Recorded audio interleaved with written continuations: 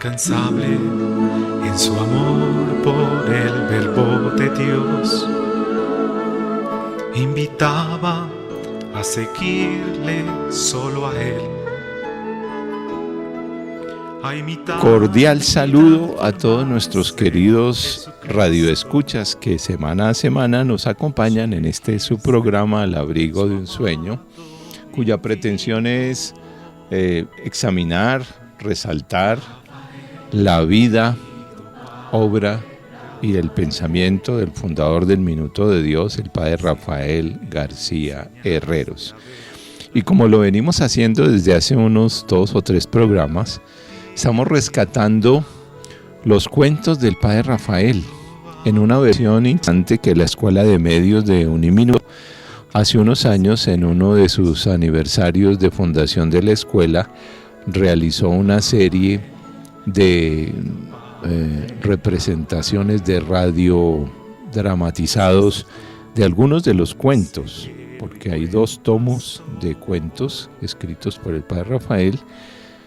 La Escuela de Medios hizo una selección de algunos de ellos y se dio a la tarea de dramatizarlos y de manera radiofónica. Y por eso estamos rescatando algunos de esos cuentos. En el programa de hoy vamos a hablar y a escuchar la dramatización de un cuento que se llama La leyenda del señor San Antonio. Entonces vamos ahora, pero antes voy a saludar a Eduardo. El saludo, Eduardo. El saludo, Hans. Interesantísimo lo que vamos a escuchar, porque es un relato que trae su enseñanza, pero tiene un toque de humor muy particular, que me llamó la atención porque es una manera también interesante de percibir la persona del padre Rafael, que muchos lo ven demasiado serio, austero, y que era muy bravo, muy amargado, y tenía un humor muy particular que en este texto se revela. Así es, entonces vamos a escuchar en primera instancia el relato, la dramatización del cuento, y luego con Eduardo nos damos a la tarea de hacer algunos comentarios a partir de esa dramatización. La leyenda del señor San Antonio.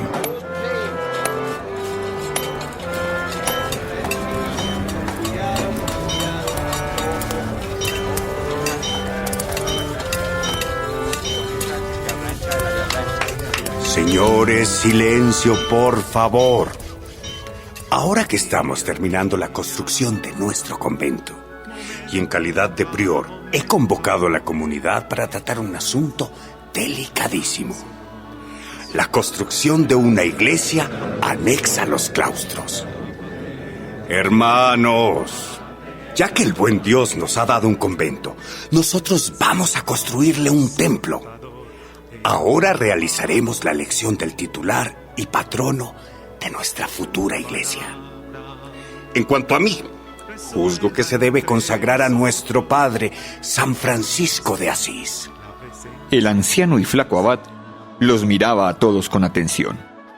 Muchos se acogieron a la idea del abad, aunque otros, especialmente los aficionados a las ciencias teológicas, propusieron al seráfico doctor San Buenaventura, pasmo de su siglo, pozo de sabiduría y tenaza de los herejes. Pero ¿qué pensaba el hermano Luis, quien sería el arquitecto y escultor principal de la futura obra? ¿Y usted, hermano Luis? ¿Usted qué dice? ¿A quién se adhiere? ¿O a quién propone? Yo preferiría que pusieran por patrono a San Antonio de Padua, nuestro angélico y admirable cohermano. Pero, fray Luis, por Dios, ¿cómo es posible? ¿Qué comparación existe entre Antonio y Francisco el fundador?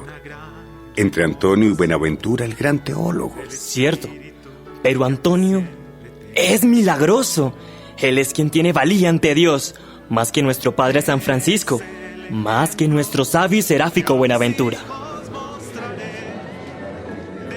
La discusión fue larga, así que el prior quiso dar gusto a todos. En el frontis de la iglesia en ciernes se colocarían 3 imágenes. Arriba, cerca del campanario, la de San Buenaventura, En medio, en el rosetón, la de San Francisco. Y abajo, en el tímpano, la de San Antonio.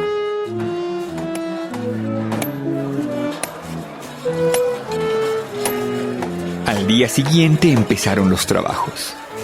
El joven artista hizo los planos de una bellísima iglesia románica. Ya subían los basamentos, los zócalos, los contrafuertes. Poco a poco crecieron los tallos de las columnas en sus basas y plintos y se abrieron como rosas en capiteles calados. El fraile arquitecto, artista y romántico, había hecho por mandato del superior las 3 estatuas. La primera, que era la de Buenaventura, digámoslo con toda verdad, la hizo con un poco de descuido. No sentía amor y por eso no sintió inspiración. La estatua del patriarca de Asís la trabajó con más gusto y con cierta inspiración. Representaba el povorelo bajando transfigurado del monte Albernia.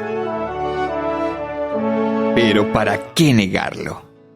El artista soñaba con su estatua de San Antonio, el taumaturgo, el castísimo, el que conversaba con el niño Jesús. Con qué gusto le esculpió el rostro y le labró las manos. Aquello quedó perfecto.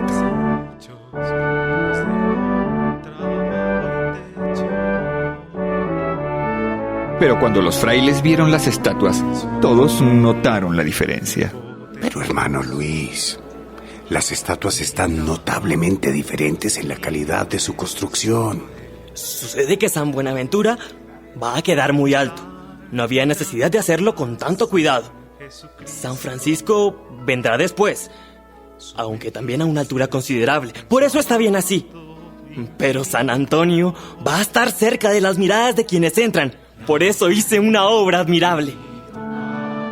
Y cuenta la leyenda que el frailecito arquitecto tenía sus cosas de poeta.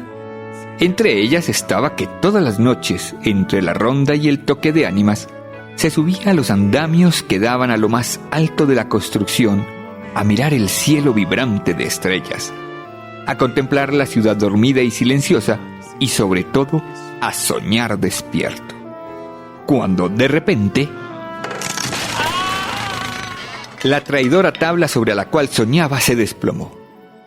Abajo lo aguardaban los conos y aristas de los sillares acarreados para la obra.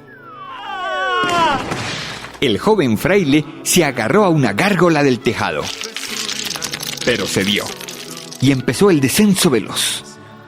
De paso encontró las estatuas sin pulir de San Buenaventura y se abrazó a ella con todas las fuerzas desesperadamente. ¡Ay, Santico lindo! ¡No me sueltes! Pero el seráfico doctor no debía estar contento con el escultor de su estatua y lo dejó caer. La piedra de la imagen parecía de cera blanda y no resistió el peso del monje. Y otra vez al vacío. 60 metros. De paso, en su caída, halló a San Francisco. ¡Padre San Francisco del alma, ten compasión! Y se agarró con todos sus nervios y con todos sus músculos. San Francisco lo sostuvo unos momentos, pero también cedió. Y otra vez al abismo. 40 metros. No le quedaría ni el agua de la pila. Al fin encontró a San Antonio, el santo amado, al que le habría labrado con todo cuidado, con toda ternura, al que había levantado una basílica digna de su santidad. A él se abrazó con todas las fuerzas, con toda su alma. Y San Antonio lo sostuvo. Ese no cedió. Tenía con el artista una deuda muy grande y se la iba a pagar en tal ocasión.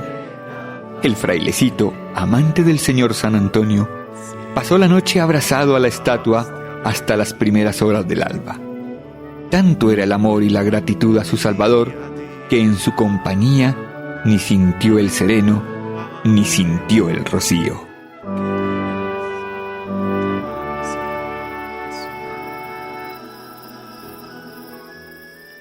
Como acabamos de escuchar este relato tan interesante de la leyenda del señor San Antonio, nos cuenta que los frailes menores, que son los franciscanos, estaban terminando la construcción del convento, y el padre superior convocó a la comunidad para tratar un asunto especial, y era construir la iglesia del claustro, la iglesia del convento.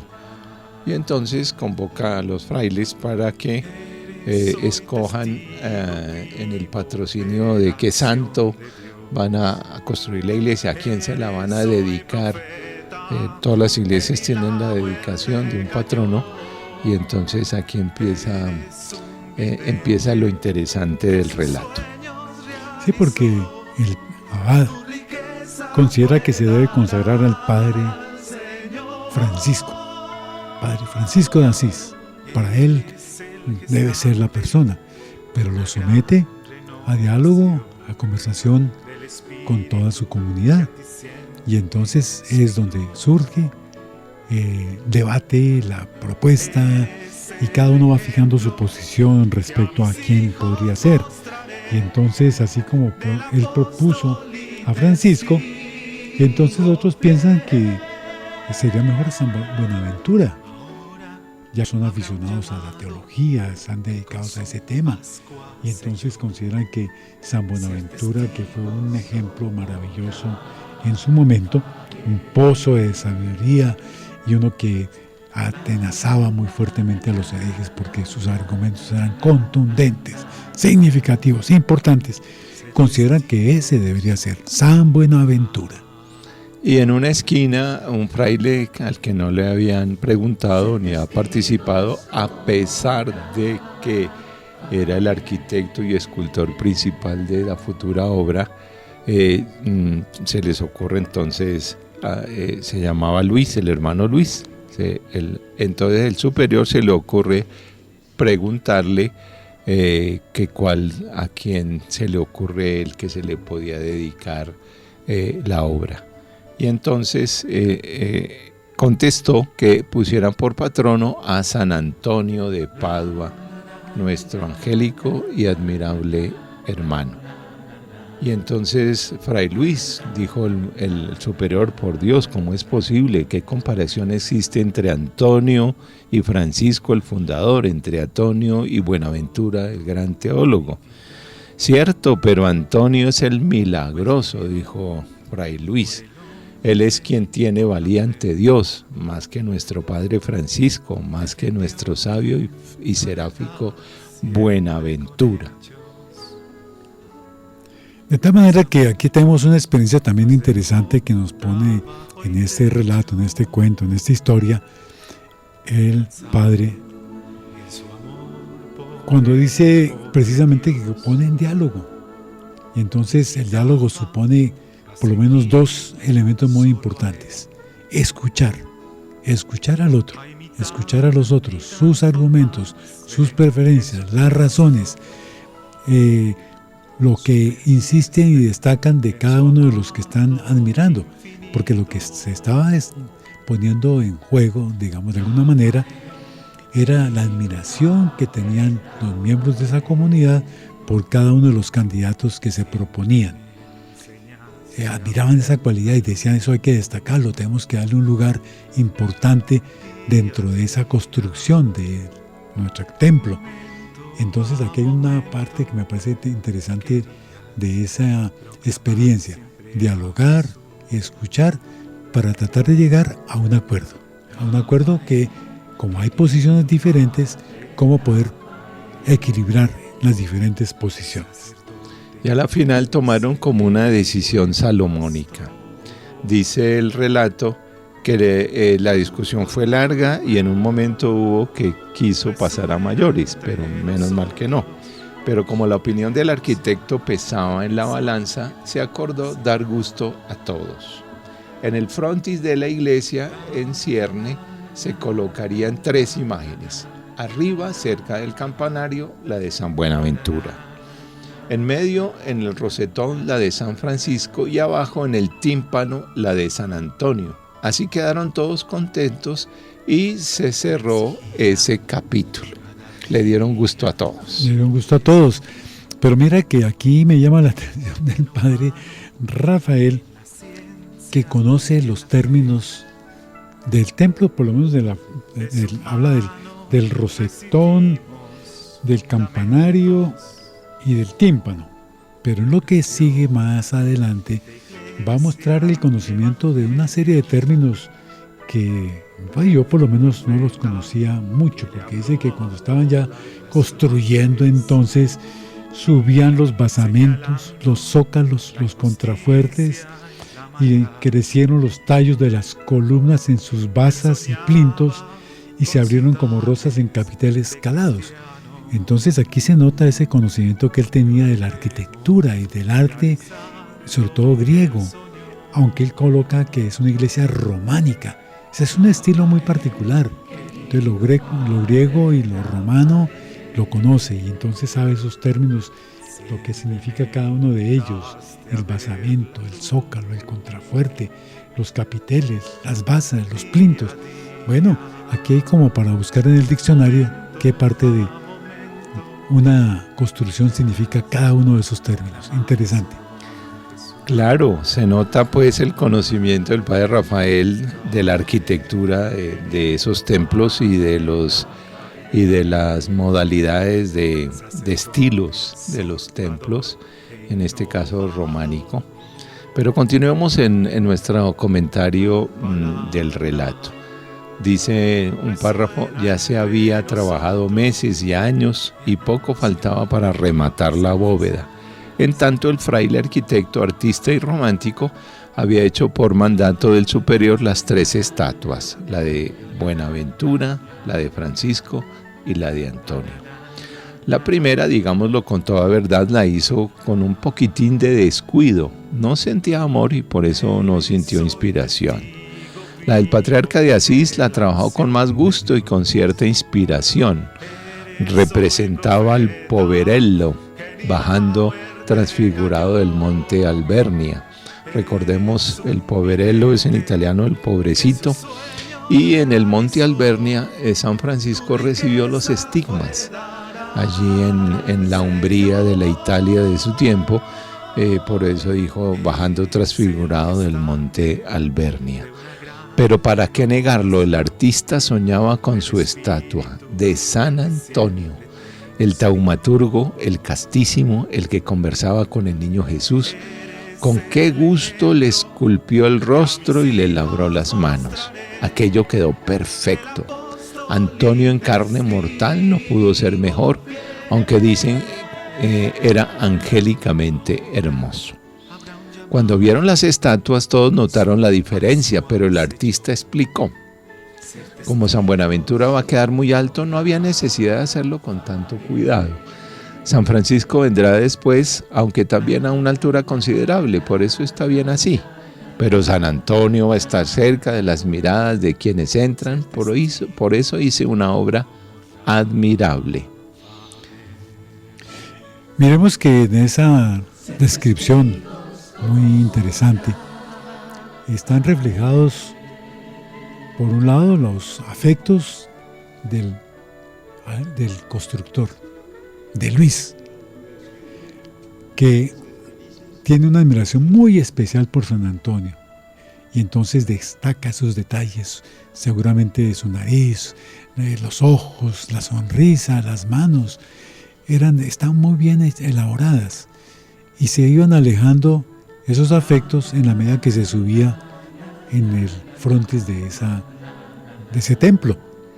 Y entonces, claro, él pensaba, justificaba que era la lejanía lo que no permitía que el detalle, la observación de esos puntos que si los hacía también con tanto cuidado, pues posiblemente escapaban a la vista de los que llegaran al templo. También ahí, entonces, como dice el padre Rafael en el texto, él esculpió ese rostro y esas manos con mucho cuidado para que se pudieran ver, no tanto porque él quisiera que admiraran lo que él hacía, sino que admiraran a San Antonio, porque era el santo que él prefería, que era el más sencillo, el menos intelectual, por decir de alguna manera, pero sí el que estaba más cercano a la comunidad, a las personas. Entonces ahí hay un elemento interesante. Tiene que ver cómo el amor nos lleva en un momento determinado a destacar ciertas cualidades de la persona que es amado, la figura que es amada, y a lo mejor no valorar suficientemente o a no reconocer tantos detalles en los otros que no son objeto del amor de la persona. Así es, vamos a hacer una pequeña pausa y ya regresamos. Día a día, momento a momento, querías proclamar siempre a Jesús. Rafael, querido Padre Rafael, sacerdote incansable en su amor por el Verbo de Dios, invitaba a seguirle solo a Él. Y volviendo de la pausa, continuamos con este relato tan interesante. Nos dice el padre Rafael en su texto, y cuenta la leyenda que leí en el código antiquísimo, que el frailecito arquitecto tenía sus cosas de poeta. Entre ellas estaba que todas las noches, entre la ronda y el toque de ánimas, el artista se subía a los andamios que daban a lo más alto de la construcción a mirar el cielo vibrante de estrellas, a contemplar la ciudad dormida y silenciosa, y sobre todo a soñar despiertos.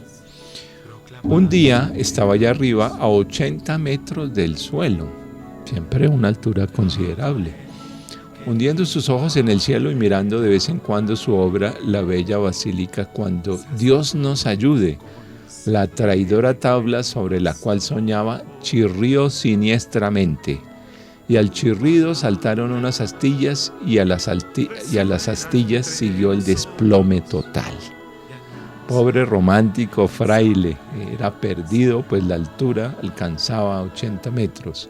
Abajo lo aguardaban los conos y aristas de los sillares acarreados para la obra. O sea que el futuro que tenía, que se mostraba, no era nada prometedor.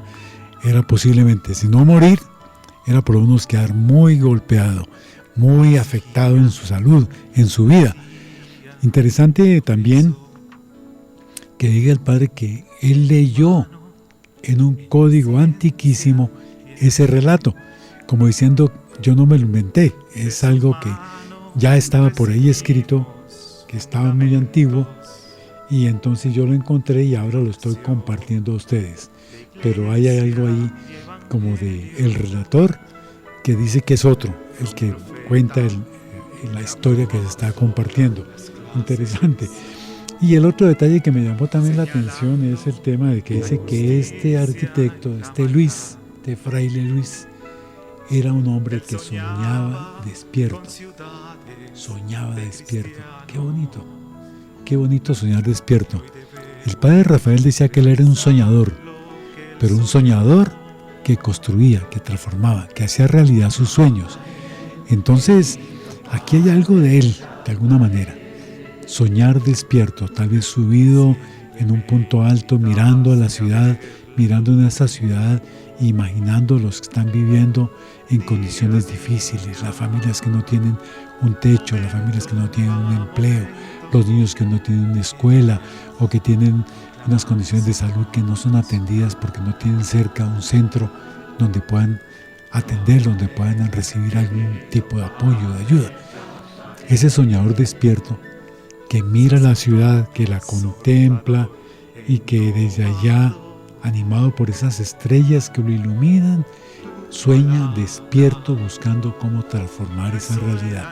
Ese era el padre Rafael trepado, tal vez no en 80 metros de alto, pero sí tal vez posiblemente en Valmaría o en alguno de los sitios donde desarrolló su vida. Miraba esa ciudad, miraba la realidad de los que estaban viviendo en esa ciudad o en esas ciudades donde él vivió y pensando en las necesidades, en lo que ellos necesitaban para poder tener una vida digna, como hijos de Dios, como él lo menciona en muchos de sus escritos. Me acuerdo haber leído que él relató que le pasó algo parecido en Cartagena, en una iglesia a la que se subió al campanario y también tuvo un accidente, pero afortunadamente no pasó a mayores, pero guardadas proporciones un poquito lo que a este Fray Luis le pasó. Retomemos nuestro relato porque quedamos en que se le rompieron las tablas y empezó la caída. Entonces dice el relato, se agarró primero a una gárgola del tejado, pero cedió. Recordemos, queridos oyentes, las gárgolas son estas figuras de cemento con figuras de animales, ¿no es cierto? De a veces animales mitológicos, dragones o otro tipo de animales que están sobresalen en los tejados. Por donde se desagua el agua que llueve. Exacto, sí, en la boca del animal de la gárgola suele salir el agua de las bajantes del techo. Pero dice que se agarró de allí y cedió, o sea que no era muy resistente, y empezó el descenso veloz. De paso encontró la estatua sin pulir de San Buenaventura. Recuerden ustedes que él mismo había confesado que no la había hecho muy pulidita porque estaba muy arriba y no se veía desde abajo los detalles, y entonces por eso la mención sin pulir acá. Y se abrazó a ella con todas sus fuerzas desesperadamente. Pero dice el comentario que el seráfico doctor, que era San Buenaventura, no debía estar contento con el escultor de su estatua y lo dejó caer. La piedra de la imagen parecía de cera blanda y no resistió el peso del monje. Y otra vez al vacío, 70 metros, y seguía cayendo. De paso, en su caída halló a San Francisco. Padre Francisco del alma, ten compasión. Y se agarró con todos sus nervios y con todos sus músculos. San Francisco lo sostuvo unos momentos, algo más que el seráfico doctor, pero también cedió y otra vez al abismo, 40 metros. No le quedaría ni el agua de la pila. Al fin encontró a San Antonio, el santo amado, al que le había labrado con todo cuidado, con toda ternura, al que había levantado una basílica digna de su santidad. A él se abrazó con todas las fuerzas, con toda su alma, y San Antonio lo sostuvo. No cedió. Tenía con el artista una deuda muy grande y se la iba a pagar en tal ocasión. Entonces aquí es interesante la parte que me parece con un humor muy particular, porque señala entonces que como que San Buenaventura se desquitó, ya que no le puso mucha atención, y yo creo que él pensó, Dios mío, ¿por qué no lo hice mejor? ¿Por qué no lo hice más fuerte? Algo pasó, algo faltó allí para que se hubiera caído de ese punto. Y uno sabe lo que es caerse en poquito hacia el piso nomás, 1 metro, 2 metros. ¿Cómo será bajar 20 metros de vacío? Eso debe ser bien terrible, tremendo. Yo recuerdo alguna vez en un avión que no iba atado al asiento y hubo un vacío. Y recuerdo que cuando hubo el vacío me alcancé, como no estaba amarrado, me alcancé a pegar con la parte de arriba donde va lo de la ventilación. ¡Qué susto tan tremendo! Y eso no era sino 2 metros. Entonces, ¿cómo sería bajar uno 40 metros, 20 metros, 30 metros a toda velocidad y tratando de ver cómo se puede agarrar de algún sitio? Yo creo que Luis dijo, se pensó, ¿por qué no hice esto con más detalle? Y sigue el relato. Dice, aquí se corta, no sin alguna gracia, el hilo del cuento, en que el frailecito amante del señor San Antonio pasó la noche abrazado a la estatua hasta las primeras horas del alba, y que tanto era el amor y la gratitud a su Salvador que en su compañía ni sintió el sereno ni sintió el rocío. O sea que estuvo aferrado a San Antonio, que pues no estaba a mucha altura porque era la imagen más baja que la gente podía ver, pero de todos modos esperó hasta que amaneciera para que alguno de sus hermanos frailes o varios le ayudaran a bajar de ahí, porque de todos modos era al menos 1 metro o 2 de altura. Y entonces, qué interesante el desenlace de este cuento. Y termina diciendo el padre Rafael: todo lo cual corra, concluye el manuscrito antiguo, del cual he traducido este cuento en alabanza y gloria de nuestro santo patrono Antonio de Padua. Lo que tú comentabas, Eduardo, seguramente esta leyenda la leyó en alguna parte el padre Rafael, y de esa armó este cuento de la leyenda del señor San Antonio, que es bien interesante. Además que hay otra cosa para añadir. Los frailes escogieron primero a San Buenaventura porque es un teólogo famoso, y entonces dijeron: no, pues dediquémosle el templo a este teólogo famoso que era San Buenaventura. Otros conceptuaron que no, que mejor el fundador de los franciscanos, San Francisco de Asís, precisamente figura central de la orden de los frailes menores. Y en cambio este frailecito, que tenía especial piedad y afecto y amor por San Antonio, insistió, y como él era el constructor y el escultor, su opinión pesó un poquito más que los demás, y ya escuchamos al comienzo de este relato que se pusieron de acuerdo en una medida salomónica y que pusieron las 3 imágenes, pero como también escuchamos, el escultor no le puso mucha atención a San Buenaventura porque estaba más alto, y dijo que la gente desde abajo no veía los detalles que no le había puesto. Luego en el medio San Francisco, algo parecido, un poco más elaborado porque estaba más abajo y por ser el fundador de los franciscanos.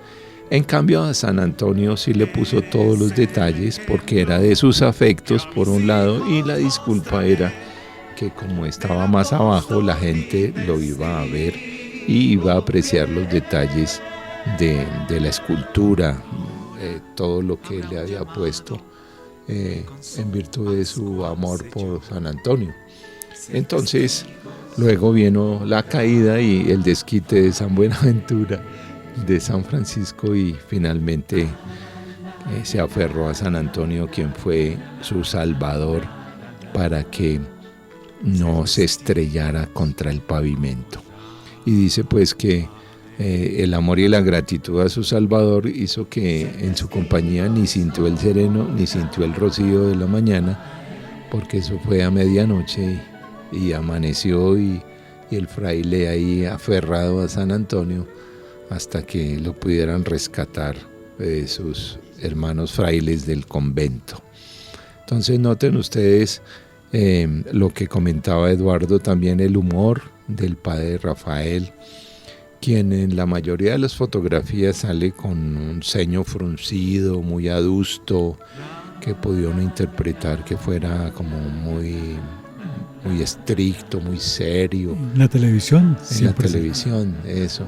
Y sin embargo hay unas fotografías muy interesantes que está con una carcajada contagiosa. También cuentan quienes lo conocieron más en detalle al padre, que tenía su humor muy fino, y también gozaba, como se dice, a mandíbula batiente, con algunos gracejos y algunos chistes que se los disfrutaba muy bien, y exhibía una gran carcajada con la que celebraba algunos apuntes y algunos chistes de las personas que le colaboraban. Yo recuerdo, por ejemplo, un tiempo que estuvimos haciendo un trabajo con la provincia, estuvimos en unas 2 reuniones en que él participó con su rana blanca y sentado aquí en la casa de la parroquia, y recuerdo que unos 2 o 3 apuntes en que él lo hacía reír a uno y él quedaba apenas con una sonrisa, pero por eso me parecía a mí siempre, yo tuve una imagen de él, de una persona así seria, porque era su compromiso, era su trabajo, pero también que tenía el apunte oportuno, que era el que señalaba. Pero yo quisiera rescatar las 3 figuras que menciona el padre Rafael de esa leyenda, de ese manuscrito antiguo.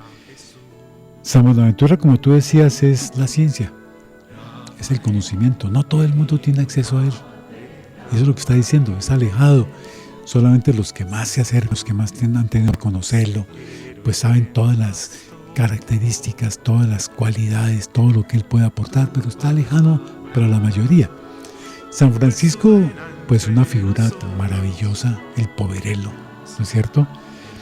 Un profeta, un hombre que transforma la realidad, un hombre que asume el compromiso del Señor de transformar la iglesia, de renovar esa iglesia y que se compromete con mucha plenitud. Pues también para muchos era más cercano que San Buenaventura, pero también de alguna manera un poquito alejado porque parecía tal vez un poco raro, tal vez. En cambio San Antonio, sencillo, cercano, la gente se acercaba más fácilmente a él que a Francisco o que a San Buenaventura, obviamente. Entonces está como destacando esa virtud de la sencillez, del servicio, de la cercanía. Ahí hay una mención que me parece muy importante y por eso el amor de uno y de otro, a cualquiera de ellos 3, pues le brinda a la persona un tipo de seguridad. Posiblemente los que son dedicados a la reflexión teológica en San Buenaventura, con todos sus argumentos, con todas sus proposiciones, encuentran allí confianza, se sienten bien, se sienten aferrados. Y con San Francisco pues también, que ahí duró un poquito más, pero también cayó. Entonces, destacar tal vez esa relación entre el amor que se tiene a una persona, a un ideal, a una misión, la seguridad que nos pueda brindar ese amor a esas personas, a esa misión.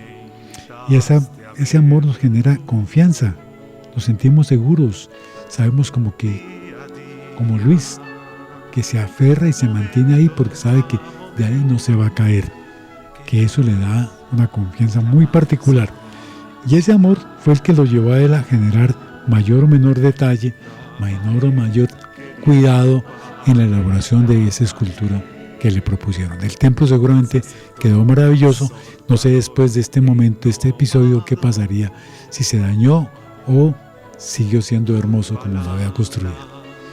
Y notemos también, queridos oyentes, que de esos 3 personajes, en la vida y en la piedad normal del común de los cristianos, tal vez es más conocido San Antonio y más querido.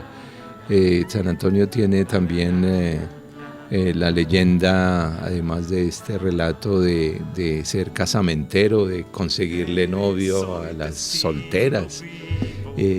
Hay toda una leyenda que algunos le secuestran el niño Jesús que tiene en sus brazos para exigirle que le consiga marido a las solteras. Otros tienen la costumbre de ponerlo de cabeza, como dice la canción, tengo a San Antonio puesto de cabeza. Entonces, pues dentro de la piedad popular, tal vez San Antonio es como más cercano al común de la gente, ¿no? Por eso también eso tiene también su sentido en el relato. San Buenaventura es un poco para los teólogos. San Francisco también es conocido, pero en la piedad popular tal vez el más cercano, el más querido puede ser San Antonio de Padua, que curiosamente no se llamaba Antonio ni era de Padua, se llamaba Fernando y era portugués, nacido en Lisboa. Sin embargo, cuando se vincula a la orden de los frailes menores, a los franciscanos, lo destinan para Padua, que es una ciudad italiana, y allí se consagra y se hace famoso allí en Padua, que en italiano se dice Padova. Entonces en Padua se hizo famoso, muy milagroso, muy dedicado a los pobres, y también pues dentro de la espiritualidad de San Antonio una relación muy especial por la infancia de Jesús. Por eso por eso lo representan en la estatua con el niño Jesús en brazos, porque él tenía un especial afecto a la infancia de Jesús. Mira que un detalle así, esos que tú estás anotando, él nació el 15 de agosto de 1195. O sea que podemos decir que estábamos celebrando su cumpleaños con este programa y con esta historia que escogiste para el programa de hoy. 827 años.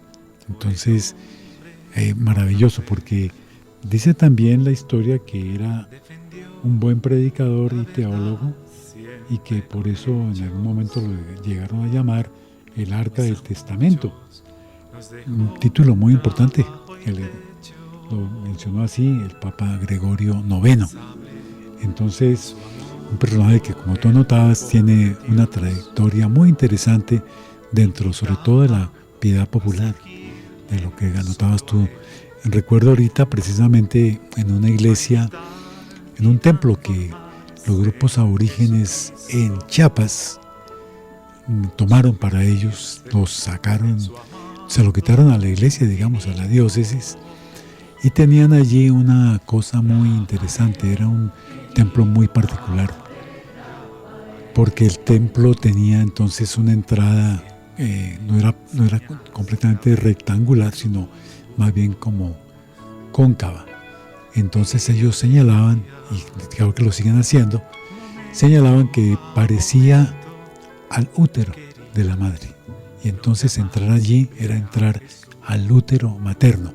Por eso el templo, que estaba a semi-oscuro, el piso cubierto de ramas de pino, entonces tiene un aroma muy particular, y las personas entraban o entran, creo que sigue siendo así, a rezar a los santos. Y uno muy importante, San Antonio, con una particularidad, y es que en ese templo los santos están todos vestidos y les colocan un espejo o varios espejos en el cuello, y entonces la luz que penetra por lo alto del templo, algunas ventanas están allí, entonces iluminan a los santos, dan un reflejo, y entonces ahí es donde le quitan, si el santo no hace el milagro, lo van desvistiendo, le van quitando la ropa hasta que queda la imagen completamente desnuda, y le quitan el espejo y lo ponen de espalda,